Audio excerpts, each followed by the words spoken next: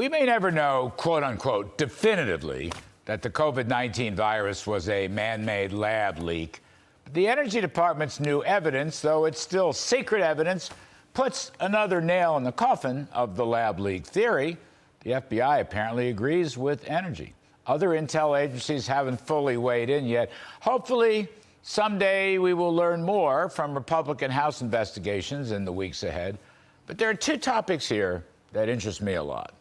One, constitutional attorney Jonathan Turley, who will be with us in just a few moments, that the COVID lab leak is a scandal of media and government censorship right here in the U.S. Both the government and the media has continuously stopped efforts to inform the public about virtually every aspect of COVID. Face masks, vaccines, shutdowns, natural immunity, and on and on. We're going to let Mr. Turley speak for himself about his fine column today, but the whole issue of left-wing media and government censorship is a scandal. It is an absolute scandal. Second point especially interests me. I'm going to call it China's Chernobyl-style cover-up. That's right, Chernobyl, a catastrophe. Even before the lethal virus came down on American shores, millions of Chinese had died from it. But the Communist Party was in complete denial and complete cover-up mode.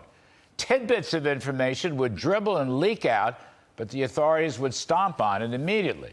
But there's another catastrophic issue embedded in the China cover-up. They continued to allow Chinese people, including Chinese from Wuhan, to travel overseas.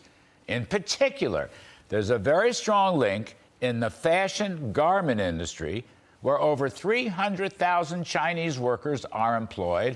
That's Milan, Italy.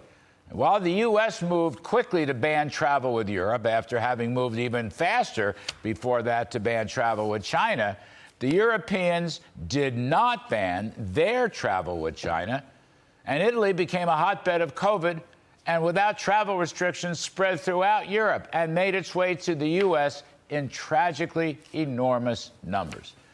Now, you recall former President Trump tried to stop this tide.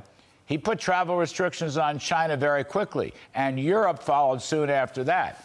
He was especially concerned that the U.S. hospital system needed some breathing room to accommodate the COVID buildup here at home. He was heavily criticized by Joe Biden and the Democrats. They called him a racist repeatedly, just as that same left-wing crowd labeled anybody promoting the China lab leak theory as racist or conspiracist today. But here's a catastrophic point. While the Chinese saw the COVID infections spreading like wildfire throughout Europe and the U.S., they did nothing to stop travel. Many people believe the Chinese Communist Party figured, well, it's hurt our economy and it's hurt our own people, so let's let the virus spread and damage the rest of the world, especially in the West. In effect, by allowing travel and by covering up what happened in that Wuhan lab, China essentially weaponized COVID to the detriment of the rest of the world. Now, can I prove these assertions beyond a shadow of a doubt? No, I cannot. But I'll tell you what, I can sure think about it. And that's my riff tonight.